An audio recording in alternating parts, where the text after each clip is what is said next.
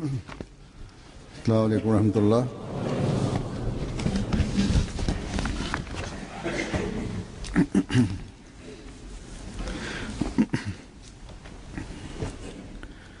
أشهد أن لا إله إلا الله وحده لا شريك له وأشهد أن محمدا عبده ورسوله أما بعد فأعوذ بالله من الشيطان الرجيم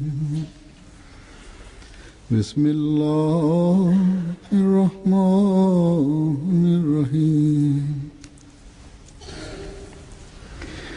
الحمد لله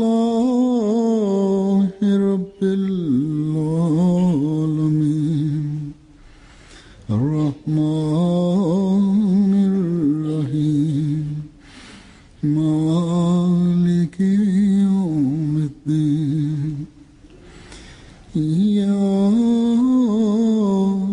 نعبد وإياك نستعين اهدنا الصراط المستقيم صراط الذين أنعمت عليهم غير المغضوب عليهم ولا الضالين.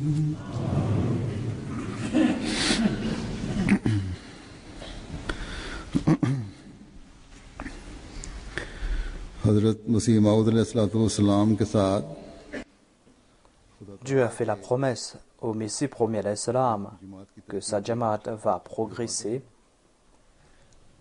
et tout Ahmadi et même les adversaires des Ahmadis sont en train de voir l'accomplissement de ces prophéties. Aujourd'hui, par la grâce de Dieu, quand vous visitez un pays quelconque, là-bas vous allez voir des Ahmadis, même s'il n'y en a que quelques-uns.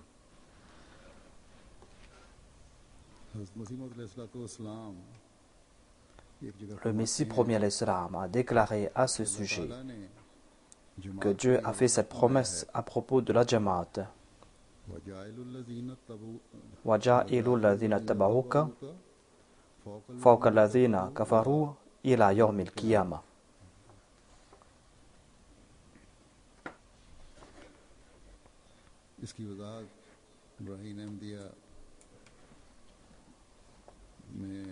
Il a expliqué cela dans son ouvrage Barahin Ahmadiyya en ces termes.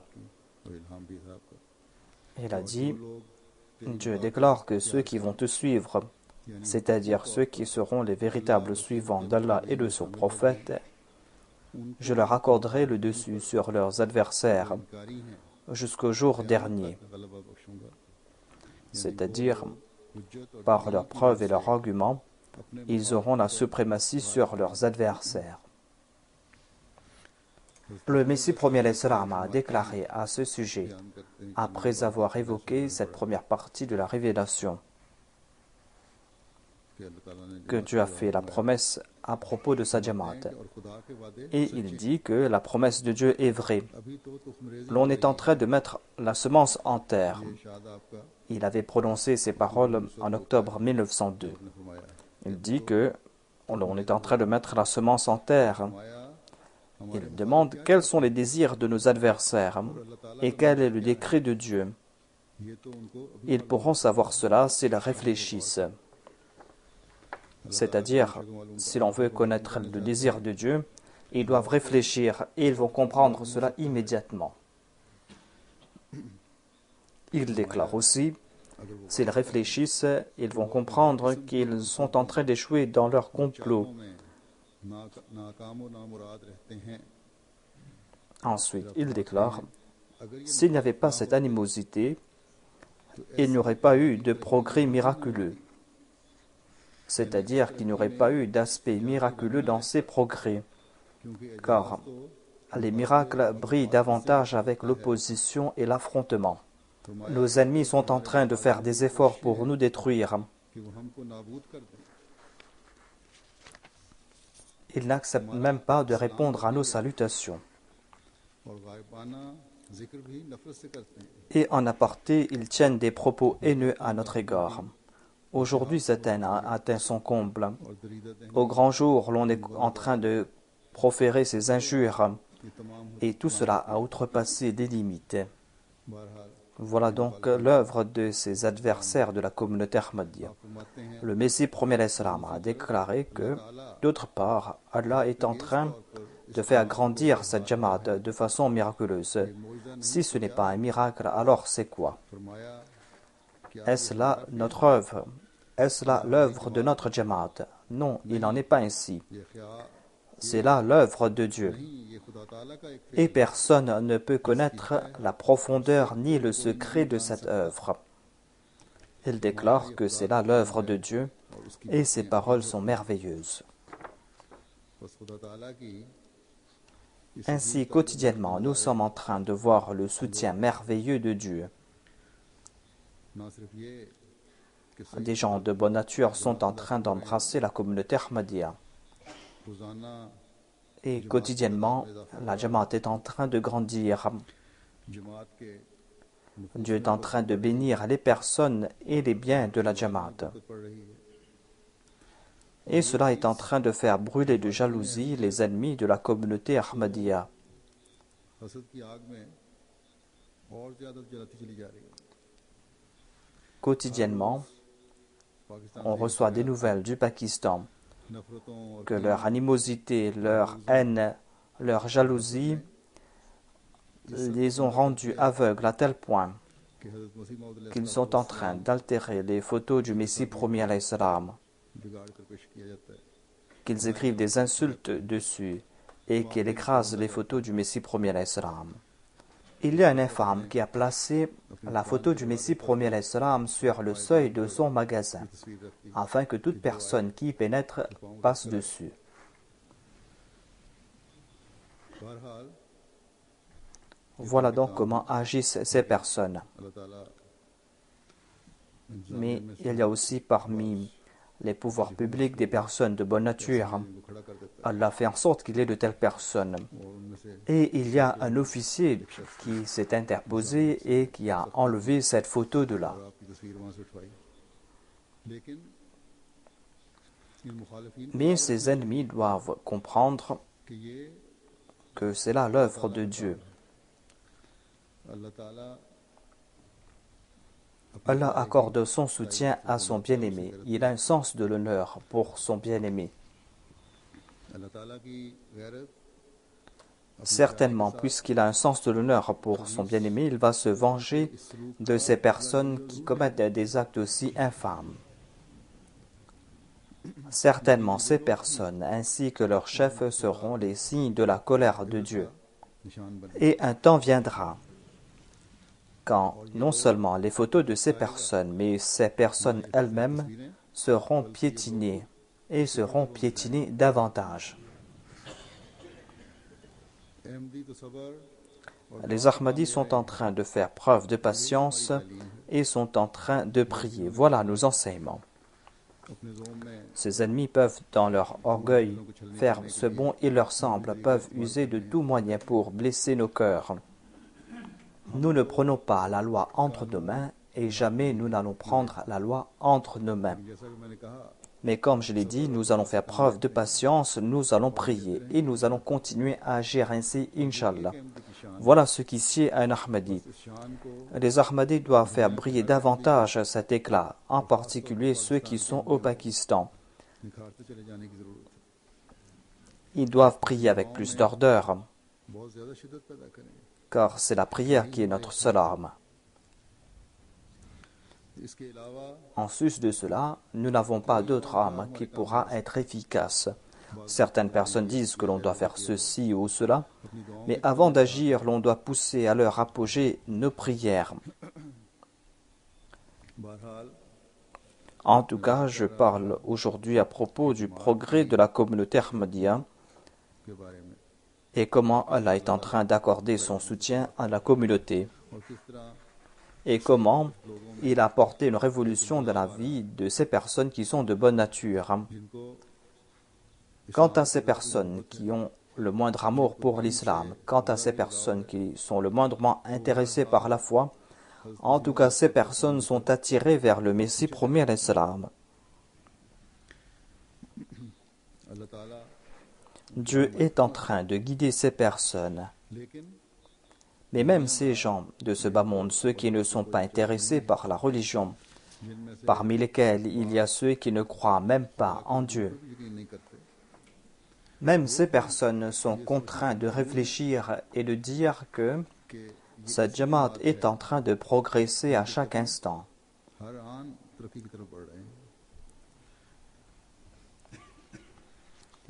Ces personnes sont contraintes de dire que vous êtes en train de présenter les enseignements de l'islam et on dirait qu'un jour ces enseignements remporteront la victoire dans le monde. Comme l'a déclaré le Messie promis à l'islam, c'est là l'action de Dieu. C'est là la tâche qu'il est en train d'accomplir.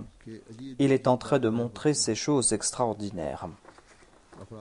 Les membres de la Jamaat n'ont qu'à bouger le doigt quand ils œuvrent pour la cause de Dieu, pour la Jamaat.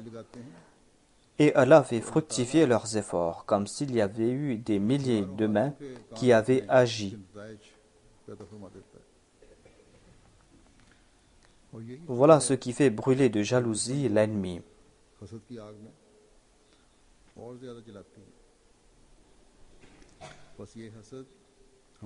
Ils n'ont pas cette jalousie à notre égard. Ils ont cette jalousie en raison de l'œuvre de Dieu. Dieu qui est en train de faire voir de tels résultats. Dieu qui est en train d'accorder son soutien clair et évident.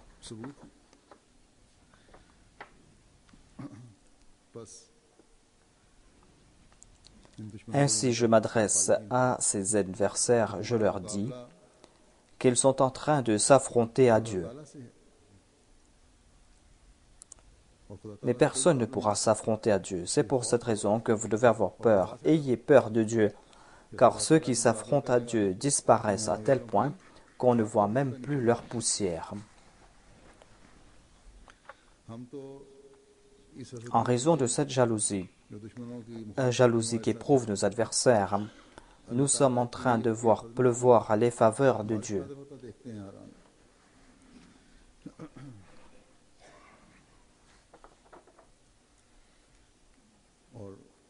Ces personnes, quant à elles, se disent musulmans, mais ne réfléchissent pas à ce sujet. Ces personnes ne comprennent pas que la Jamaat Ahmadiyya a pour tâche de présenter les enseignements sublimes de l'islam aux autres.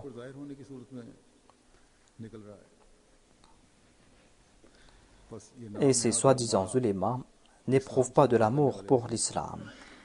Ces ulémas éprouvent de l'amour uniquement pour leur chair, et ces personnes ne désirent que leurs avantages. Comme je l'ai dit, nos paroles ont maintenant un effet positif sur des non-musulmans. Et ces personnes sont en train d'exprimer cela spontanément lors de nos programmes. Par la grâce de Dieu, quand je visite différents pays, quand je pars en tournée, lorsque je visite les Jamaat, par l'entremise du message du Messie promis à l'Islam, je vois briller à l'éclat de l'islam sur les autres, sur les non-musulmans. Comme vous le savez déjà, j'étais présent pour la Jalsa Salana de la Jamaat de la Hollande et de l'Allemagne. Grâce à ces tournées, j'ai l'occasion de rencontrer les Ahmadis. J'ai l'occasion de leur parler, mais j'ai aussi l'occasion de parler avec des non-musulmans. Et ces rencontres ont un effet positif sur les non-musulmans. Ensuite, il y a ces non-musulmans qui viennent participer dans la Jalsa suite à l'invitation de leurs amis. Les enseignements de la Jamaat et l'organisation de la Jamaat ont des effets positifs sur ces invités. Généralement, par tradition, après une tournée, j'évoque quelques faits qui concernent le voyage que j'ai accompli. et je présente quelques faits pour améliorer l'organisation de la Jalsa. Tout d'abord, je vais présenter quelques faits qui concernent les rencontres qu'on a avec des non-musulmans. Ce ne sont là que de petits aperçus des faveurs que Dieu est en train de faire pleuvoir sur nous. J'étais donc présent pour la Jalsa Salana de la Jamaat de la Hollande. Et ce fut après plusieurs années que j'étais présent pour leur Jalsa.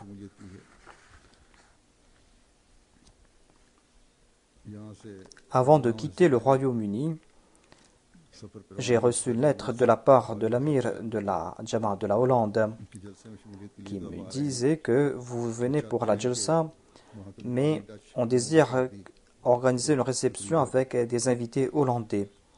Tout d'abord, j'avais refusé en disant que ce n'était pas la peine, car je me disais que la Jamaat n'a pas de contact avec les intellectuels, avec les personnes d'autorité. Mais après quelques jours, je me suis dit que cette région où se trouve notre centre, et là où on est en train d'organiser la Jalsa, cette région est celle de cet ennemi de l'islam, qui matin et soir est en train de vilipender l'islam et le saint prophète Mohammed sallallahu alayhi wa sallam. Et que ce sera une bonne occasion que de rencontrer des hommes politiques, des intellectuels et des journalistes, si ces personnes étaient présentes pour cette réception. Je me disais que la Jamaat est toute petite et que tout au plus il n'y aura que 14 à 15 personnes qui seraient présentes. Mais par la grâce de Dieu, il y avait plus d'une centaine de personnes qui étaient présentes pour cette réception, parmi lesquelles il y avait des députés de la région, il y avait aussi le maire de la ville, il y avait aussi des hommes politiques, il y avait aussi des intellectuels. Et à notre grande surprise, il y avait les journalistes de 2 journaux nationaux, ainsi que des journalistes qui appartenaient à de petits journaux. Ainsi, j'ai pu présenter les enseignements sublimes de l'islam, ainsi que l'exemple du saint prophète Mohammed sallallahu alayhi wa sallam et les enseignements du Saint-Coran. Car cette personne qui vilipende l'islam, ce politicien, est en train de critiquer l'islam. Le maire et le député de la région se sont adressés à l'assistance et ont parlé à propos de la tolérance, de la liberté de culte. Comme je l'ai dit, par la suite, j'ai parlé à propos des enseignements de l'islam et l'exemple du saint prophète Mohammed paix soit lui. Par la suite, le député m'a parlé et les enseignements sublimes de l'islam l'avaient fortement impressionné. Comme je l'ai dit, je croyais que la Jamaat de la Hollande n'avait pas de contact avec des hommes politiques de la Hollande. Et à travers les paroles du député, j'ai compris cela. Il m'a dit que vous devez, dans la mesure du possible, établir des contacts avec les hommes politiques de la région et leur présenter les enseignements sublimes de l'islam. Et d'en faire mention dans les journaux et sur des sites web. C'est ainsi que, sans prendre leur nom, il a donné cette indication que si vous aviez agi ainsi, eh bien, les hommes comme Wilder n'auraient pas pu prononcer quelques mots contre l'islam. Et vous auriez présenté les enseignements sublimes de l'islam à la population. Ainsi, voyez comment les paroles du Messie premier l'islam sont en train de s'accomplir, que la tâche de Dieu est sublime. C'est là l'œuvre de Dieu. Cette personne qui est un chrétien, cette personne est en train de nous montrer les moyens comment présenter les enseignements sublimes de l'islam à ses concitoyens. Ce député de caractère noble, qui est un grand politicien, qui a servi pendant longtemps au sein du Parlement, a placé sur son site web sa photo et la mienne et quelques détails concernant la rencontre qu'il avait faite avec moi. Et avant de partir, il m'avait dit que je vais publier tout cela afin de dissiper les malentendus qu'ont nos concitoyens concernant l'islam. et afin aussi d'arrêter cette campagne de haine contre l'islam, des campagnes lancées par certaines personnes qui ne cherchent que leurs avantages, par des ennemis de l'islam et par certains politiciens. Et les journaux ont donné aussi une bonne couverture concernant cette réception et les propos que j'avais prononcés là-bas. Il y avait 2 représentants de 2 grands journaux, des journaux nationaux qui étaient présents pour cette réception.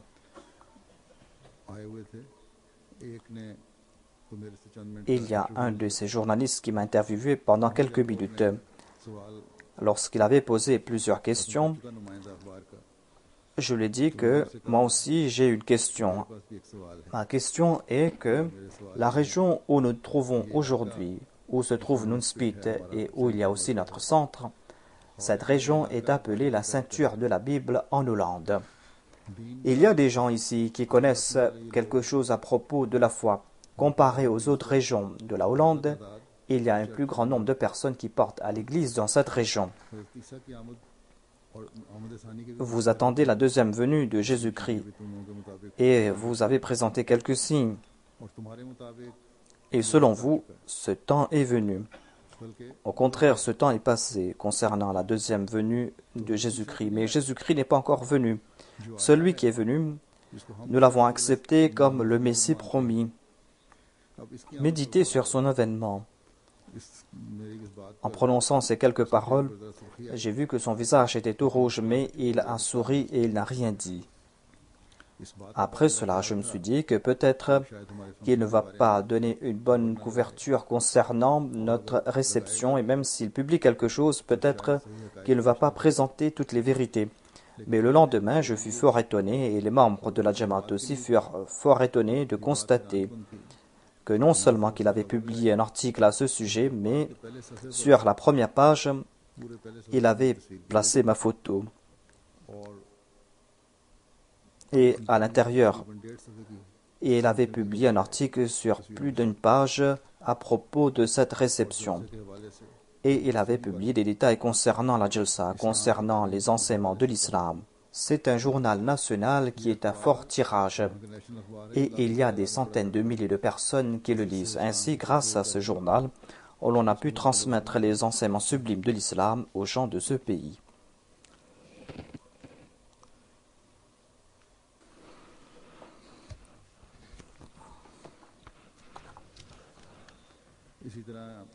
Il y a aussi un autre journal national qui a couvert cet événement. Et il y a aussi des journaux locaux qui ont publié des articles à ce sujet. Je vais présenter quelques parties de ces articles.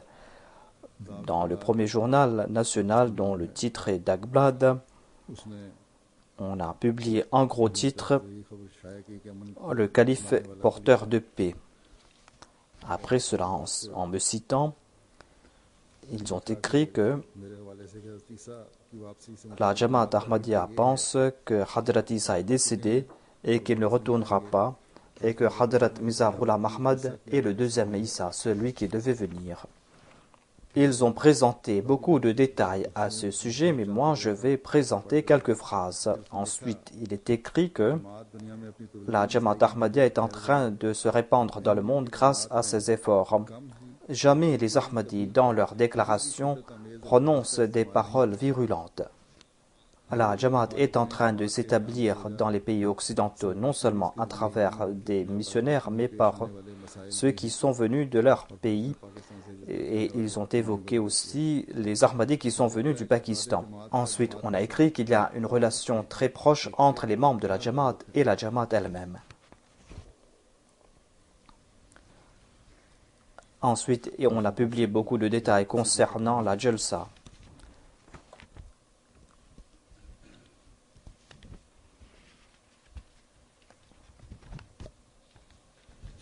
Et en me citant dans l'article, ils ont dit que j'ai déclaré que le calife a remercié ceux qui étaient présents et il a déclaré qu'en dépit du fait qu'en Hollande, il y a un groupe qui est en train de vilipender l'islam et qui est en train de faire des propagandes contre l'islam, mais vous êtes venu ici et vous avez décidé d'apprendre quelque chose à propos de l'islam.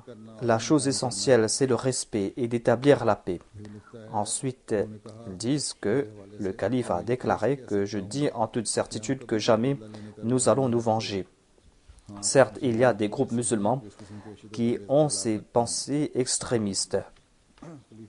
Le calife sait très bien cela. Et les actions de ces musulmans sont condamnables.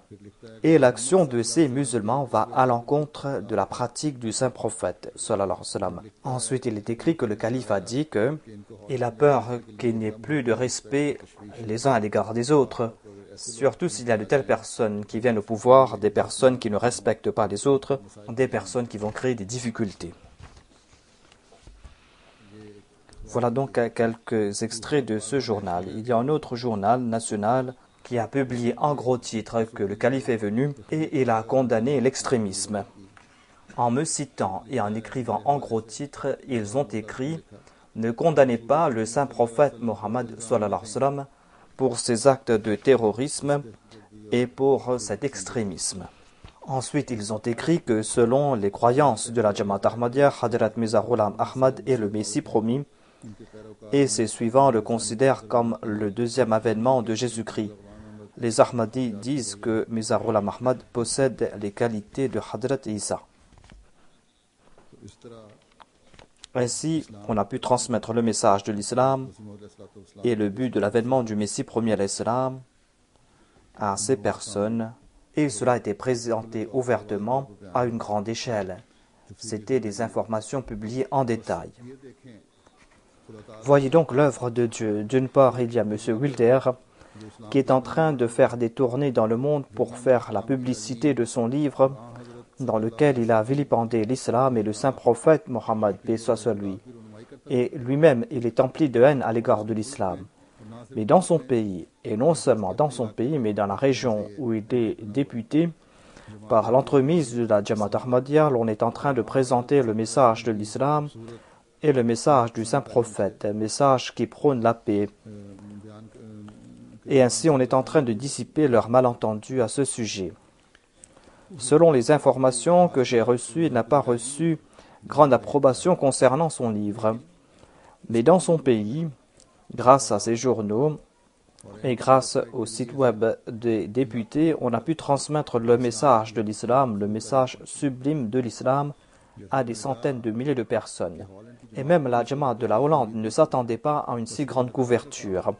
C'est là la tâche de Dieu et par reconnaissance, il nous incombe maintenant, il incombe à la Jamaat de la Hollande que de renforcer ses relations, d'élargir ses relations et de dissiper les malentendus que les autres ont à l'égard de l'islam. Et on doit présenter ouvertement aux concitoyens de M. Wilder ses mensonges et sa rancune. Aujourd'hui, seule la Jamaat Ahmadiyya peut défendre l'islam. Seule la Jamaat Ahmadiyya peut lancer ses assauts en usant de ses arguments.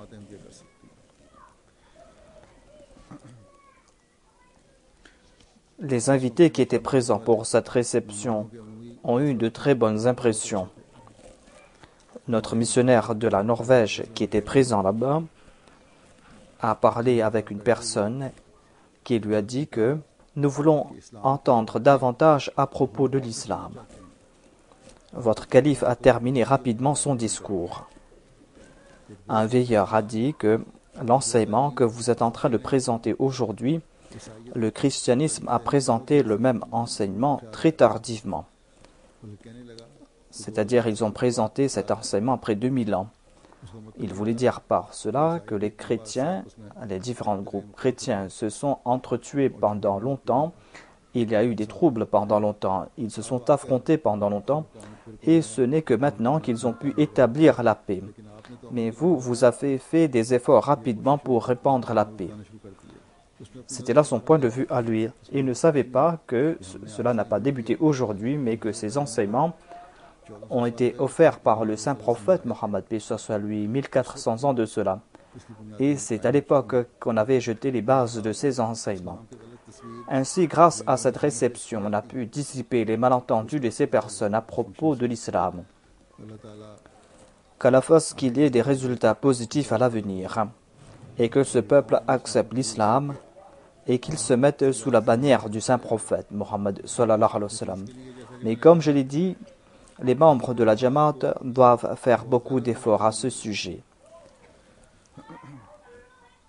Après la Hollande, il y a eu la Jalsa de la Jamaat de l'Allemagne. Vous avez regardé cela sur la MTA. En Allemagne, il y a d'une part les occupations qui concernent la Jalsa et ensuite, au cours de chaque tournée, il y a l'ouverture des mosquées où il y a des poses de première pierre de chaque mosquée. Au cours de cette tournée, j'ai fait l'ouverture d'une mosquée et j'ai fait la pose de la première pierre de 3 nouvelles mosquées. Généralement, après la pose de la première pierre, on bâtit la mosquée au cours d'un délai d'1 an. Qu'Allah accorde davantage l'occasion à la Jamaat de l'Allemagne.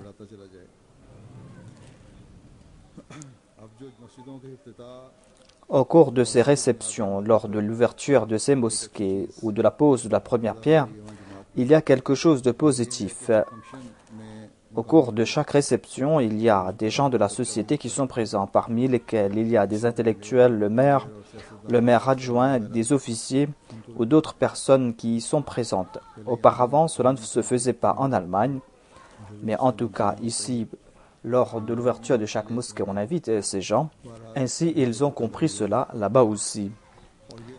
Et cela est quelque chose de très important pour faire connaître la Jamaat Ahmadiyya, pour présenter les enseignements sublimes de l'islam et pour prêcher son message.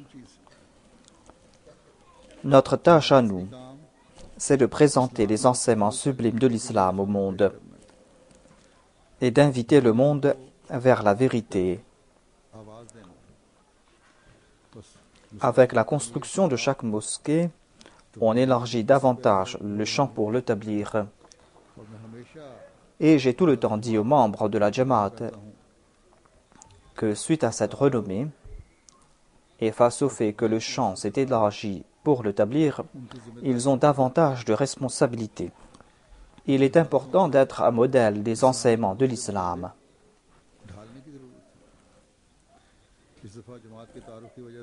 Puisque la Jamaat s'est fait connaître là-bas, il y a une organisation dans laquelle se trouvent des officiers de l'armée. Cette organisation a mis en place un programme en se basant sur la moralité, sur les choses qui ont trait à la politique. J'étais présent là-bas. Cette organisation a pour but de définir le rôle que doivent jouer les Allemands. C'est une organisation qui a collecté des informations concernant le monde, concernant la culture, concernant aussi les différentes religions. Et pour cela, ils organisent des conférences, des séminaires. La société civile aussi participe avec eux dans ces programmes. Ainsi, comme je l'ai dit, on a organisé un programme là-bas et j'ai eu l'occasion d'être présent pour ce programme. Généralement, pour ces conférences, ils invitent des personnalités étrangères. Ils invitent des légistes, des gens appartenant à différentes religions, des experts dans différents domaines. Ils avaient aussi invité le leader de l'organisation principale des musulmans, M. Iman Mazik, et il a prononcé un discours là-bas. Ils m'ont invité pour prononcer un discours et moi j'ai parlé à propos de la fidélité à l'égard de sa patrie à la lumière des enseignements de l'islam. Et après cela, il y a eu une session de questions et de réponses. Il y avait le maire, des intellectuels, des prêtres chrétiens, des représentants du judaïsme qui étaient présents, en sus de ces officiers supérieurs de l'armée. Par la grâce de Dieu, cette conférence a eu un effet positif et j'ai pu transmettre à ces personnes les enseignements sublimes de l'islam. Le secrétaire des affaires extérieures de la Jamaat, M. Daoud Majoka, m'a envoyé quelques commentaires. Il est dit qu'une personne a déclaré que je fus fort surpris de voir une personne qui a présenté aussi facilement la solution aux problèmes du monde. Ainsi, voilà les enseignements sublimes de l'islam. Si on présente ces enseignements de l'islam, tout le monde peut comprendre cela. Un autre a déclaré que votre calife nous a expliqué nombre de choses. Le concept de l'islam que vous présentez nous fait comprendre que les musulmans peuvent certainement s'intégrer dans la société. C'est là une question qui est soulevée partout en Europe, à savoir que les musulmans ne peuvent pas s'intégrer en Occident. C'est-à-dire que les musulmans aiment vivre séparément. Et il a déclaré que c'est un concept erroné que l'on trouve en Europe. Certains ont exprimé leur surprise concernant les enseignements sublimes de l'islam.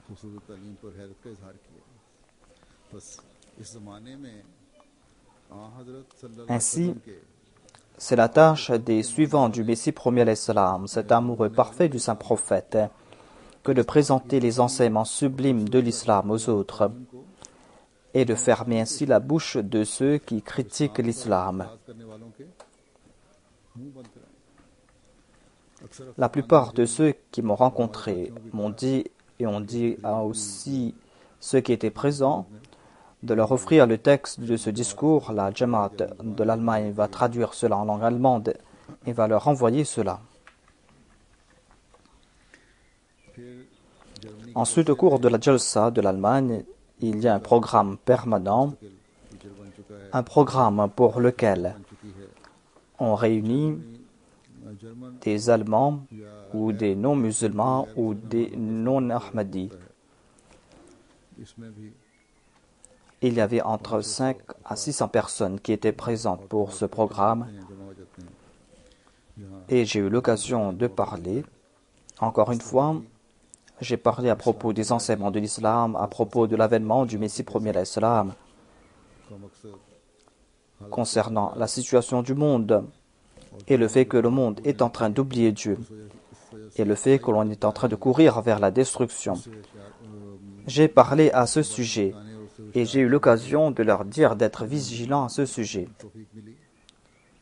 J'ai aussi parlé à propos du rôle que doit jouer chaque personne pour éviter cette destruction. Ce discours a été transmis en direct sur la MTA. Vous avez regardé cela. Comme je l'ai dit, il y avait plus de 500 personnes d'origine allemande, des non-musulmans, des non-ahmadis qui étaient présents. Cette session a eu un effet positif. Ensuite, j'ai rencontré des non-ahmadis qui étaient venus de différents pays et la plus grande délégation était de la Bulgarie.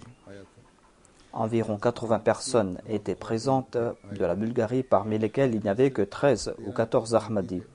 La majorité d'entre eux étaient que des non-Ahmadis, il y avait quelques chrétiens aussi. En tout cas, la plupart de ces personnes étaient impressionnées par le programme, par la discipline. Tous les ans, il y a un nombre plus important de personnes qui viennent de ces différents pays et de la Bulgarie aussi. Généralement, ces personnes sont fort impressionnées par la Jalsa. Et cette rencontre est un moyen pour ouvrir les cœurs de certains.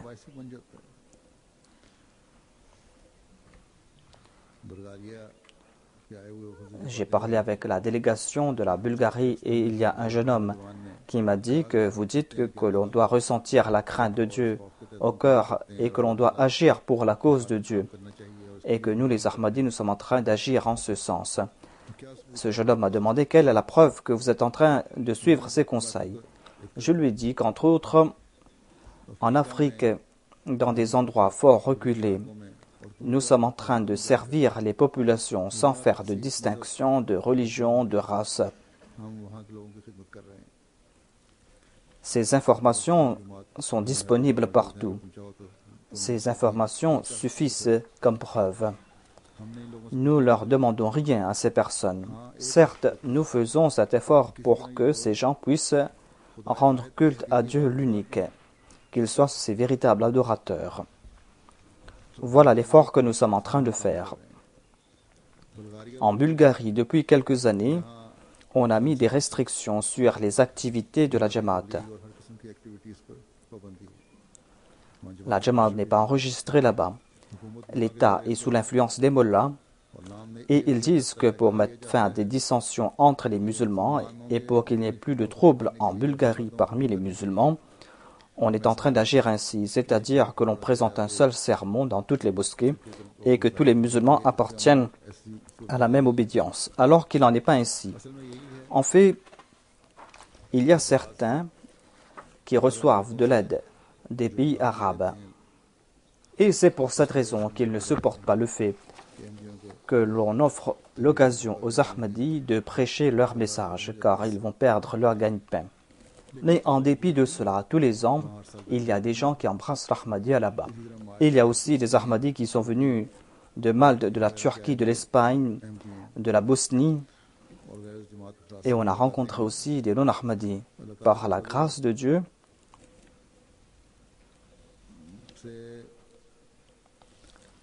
la Jalsa a laissé des impressions profondes sur toutes ces personnes. Cette année-ci, j'ai accepté l'allégeance des nouveaux convertis dans la grande salle. Chaque année, il y a des nouveaux convertis qui viennent et qui me prêtent allégeance.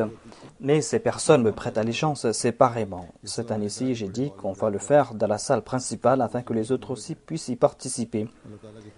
Par la grâce de Dieu, l'événement de la Bayra est un événement qui fait grandir dans la foi. Il y avait une personne qui était en contact avec la Jamaat depuis fort longtemps. Cette personne est peut-être de l'Iran. Elle était assise là-bas. Et cette personne n'avait pas l'intention de me prêter allégeance, mais lorsqu'a débuté la Bayra, elle a dit qu'il y a une force invisible qui a poussé sa main, et j'ai placé ma main et j'ai fait le serment d'allégeance. Elle a dit que ce n'était pas des sentiments temporaires. Maintenant, je suis Ahmadi. Et Inch'Allah, je vais respecter le serment d'allégeance. Il y a en moi une nouvelle ardeur. Qu'Allah fasse que toutes ces personnes puissent progresser dans leur foi. Et que les bénédictions qu'ils ont acquises au cours de la Jalsa soient permanentes.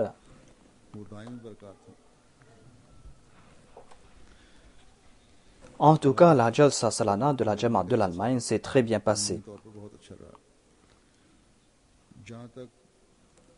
J'ai écouté quelques discours sur la MTA de temps en temps. Le niveau des discours était très bien. Cette Jalsa fut porteuse de bénédictions et cette Jalsa aussi distribuait nombre de bénédictions. Les organisateurs se préparent au cours de l'année pour la Jalsa.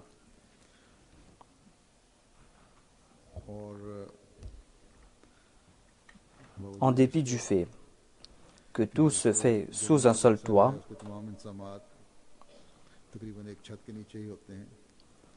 il y avait quand même des travaux à accomplir.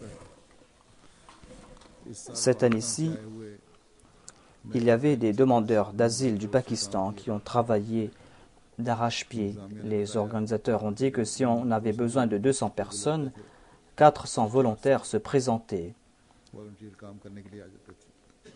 Qu'Allah fasse qu'après avoir eu leur droit de séjour, ils maintiennent la même ardeur. La situation du Pakistan, le fait qu'ils ont vécu dans cette privation, a eu de l'effet sur eux pendant longtemps. Mais après avoir eu le droit de séjour, la vraie reconnaissance envers Dieu va requérir de leur peur qu'ils ne soient pas négligents concernant l'adoration de Dieu et qu'ils n'oublient pas la Jamaat pour des occupations mondaines et qu'ils soient toujours fidèles envers le califat et qu'ils éprouvent toujours cet amour pour le califat. Chaque année, nous sommes en train de faire de nouvelles expériences à ce sujet. Qu'Allah fasse que cette relation se renforce davantage. Je dois maintenant présenter quelques faits concernant l'organisation de la Jalsa, car là-bas je n'ai pas eu l'occasion d'en parler. Et ces paroles auront aussi de l'avantage pour toute la Jamaat. Globalement, tout s'est très bien passé au cours de la Jalsa. Mais quand il y a de tels événements à grande échelle, il y a aussi des doléances de la part de certains. J'avais fait mention de cela lors de mon premier sermon en Allemagne. Il y a des griefs concernant certains départements. Il y a le département de l'hospitalité qui est très important. Soit qu'il n'y avait pas assez de quoi à manger, soit que le système mis en place par les bénévoles n'était pas effectif et les gens ont dû attendre longtemps et certains devaient partir à l'extérieur pour acheter leur repas au lieu de se mettre dans les files.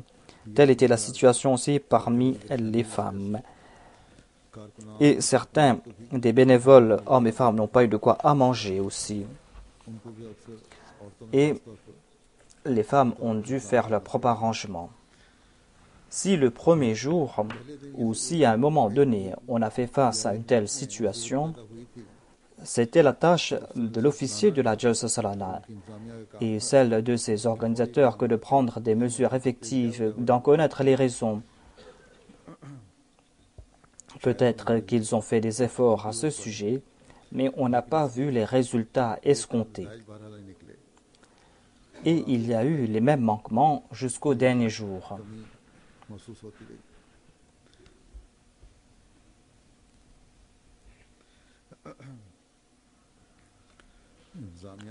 Les organisateurs doivent comprendre que au Pakistan, par exemple, tous les soirs, l'officier de la Jalsa Salana rencontrait les autres officiers, les chefs de chaque département. Et ainsi, il analysait la tâche accomplie dans chaque département et on examinait s'il y avait des manquements et comment pallier ces manquements. On analysait la situation de la cuisine, combien on avait préparé, s'il y avait des invités qui avaient mangé, s'il y a eu des manquements, ou si on a dû préparer plus, ou s'il y a eu du repas qui est resté. C'est ainsi qu'on se préparait pour le lendemain.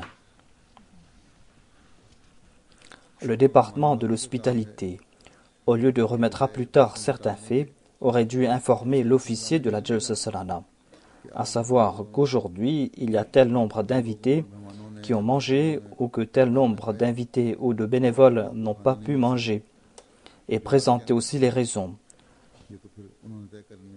Et il aurait dû parler avec les autres départements. On aurait dû consigner tout cela afin d'apporter des améliorations le lendemain ou pour le prochain repas.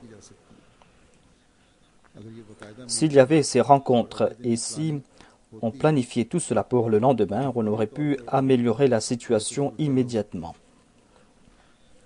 Il y a aussi le département de l'inspection. L'officier de la Jalsa Salana a des subalternes et ils doivent partir dans chaque département pour voir si tout se passe très bien, de faire une analyse de la situation.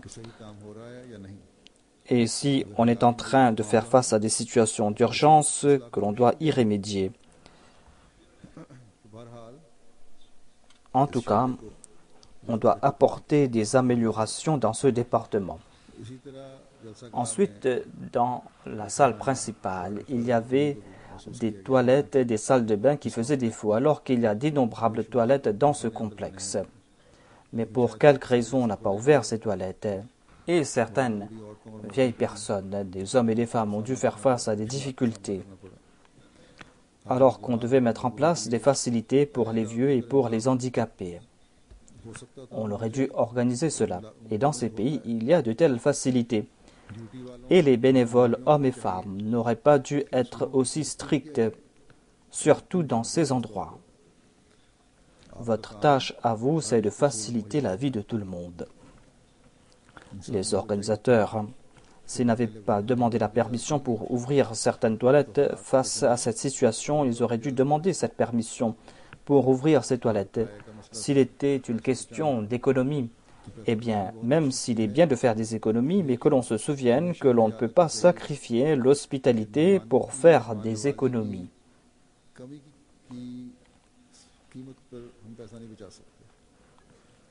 On ne peut pas sacrifier l'hospitalité pour faire des économies. L'hospitalité que l'on doit à ses invités a prééminence sur toute chose. Si l'équipe de l'officier de la Jalsa Salana faisait ces analyses, il n'y aurait pas eu de telles difficultés.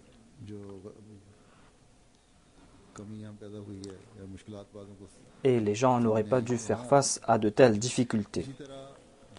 Ensuite, il y a eu des doléances de la part des invités venus de l'extérieur. Il y avait des nouveaux convertis qui étaient venus d'autres pays d'Europe et personne ne s'est occupé d'eux.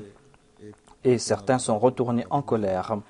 Tout d'abord, les amirs, le missionnaire, les responsables de ces pays auraient dû accompagner ces personnes et auraient dû soutenir ces personnes. S'ils ne les avaient pas accompagnés, ils auraient dû fournir à ces personnes les détails à ce sujet, les informations nécessaires afin qu'ils puissent rencontrer ces personnes. Ensuite, le département de l'hospitalité, le département de l'accueil et du logement aurait dû établir des contacts avec ces personnes dans le parking. Ainsi, les nouveaux convertis et les invités qui sont venus, on aurait dû faire des arrangements pour leur transport retour. Mais il n'y avait pas d'arrangement de transport pour eux. Certains ont dû attendre jusqu'à 11 heures du soir. Alors que le département de l'accueil devait fournir le transport à ces personnes. Ainsi, s'il y a quelques personnes qui ont souffert en raison de ces lacunes, eh bien, l'on doit remédier à cette situation, on doit corriger cela à l'avenir. On a déjà entendu les récits concernant le Messie premier l'Islam, comment il a traité ses invités, comment une fois il y avait des invités de Manipur. Lorsqu'ils sont arrivés dans la cuisine, les responsables leur ont dit de descendre eux-mêmes leurs bagages. Mais ces invités étaient en colère et ils sont partis. Lorsque le Messie premier l'Islam a su cela, il a couru derrière eux et ils étaient très loin, ils étaient tout près de la rivière lorsqu'il les a rencontrés. Ces invités étaient dans une voiture. Le Messie premier l'Islam les a arrêtés et les a fait revenir et lui-même a fait descendre leurs bagages. Voilà l'exemple de l'hospitalité qui est devant nous. Et nous devons tout le temps avoir cela en tête. Et tout Ahmadi, tout département de la Jamaat doit avoir cela en tête. Ainsi, nous allons devoir rehausser le niveau dans ces domaines. Dans mon premier sermon en Allemagne, j'ai attiré leur attention à ce sujet en passant. S'il avait médité à ce sujet, eh bien, il n'y aurait pas eu ces lacunes, ou certaines personnes n'auraient pas souffert. C'est en raison de ces lacunes que les tâches louables accomplies par les organisateurs n'ont plus d'effet. Il y a des jalsa dans le monde entier, il y aura aussi la jalsa au Royaume-Uni, Inch'Allah, qu'on appelle la jalsa centrale. Ainsi, ici et dans les autres pays, les organisateurs doivent prendre en considération ces points, doivent avoir en tête ces points. Ils ne doivent pas croire que cela s'est passé là-bas et que cela ne va pas se passer chez nous. Ainsi, on doit combler sa lacune partout, afin que la jalsa laisse de bonnes impressions partout. À propos des dames en général, dans la salle principale, il y avait du silence. Mais dans la salle où se trouvaient les enfants, selon le rapport, et j'en ai fait mention auparavant, les dames faisaient beaucoup plus de bruit que les enfants, alors qu'il ne doit pas en être ainsi. À l'avenir, on doit prendre des précautions à ce sujet. En tout cas, comme je l'ai dit, en dépit de tout cela, en général, la jalsa s'est très bien passée. Le programme s'est très bien passé, il y avait de très bons discours, les gens étaient emplis d'ardeur. Qu'Allah fasse que ces bénédictions soient toujours permanentes. Toute personne présente pour la jalsa doivent être reconnaissants envers les bénévoles, ceux qui ont consacré leur temps, ceux qui ont fait des efforts. Qu'Allah récompense toutes ces personnes et les bénévoles, hommes et femmes, doivent être reconnaissants envers Dieu, car Allah leur a donné l'occasion de servir les invités du Messie premier alayhi salam. Qu'Allah fasse que toutes ces personnes et que tout Ahmadi ressentent tout le temps cette sympathie à l'égard des autres et que l'on soit toujours prêt à servir les autres.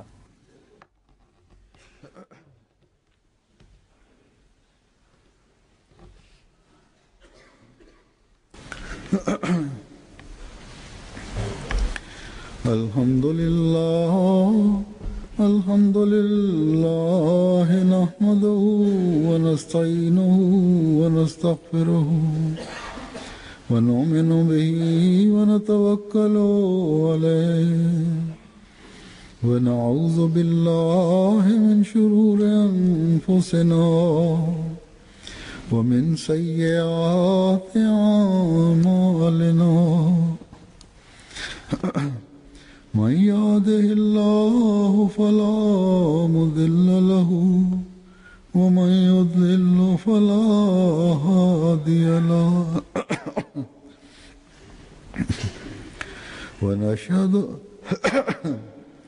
ونشهد أن لا إله إلا الله ونشهد أن محمدا عبده ورسوله عباد الله رحمكم الله إن الله يأمر بالعدل والإحسان وإيتاء ذي القربى وينهى عن الفحشاء والمنكر والبغي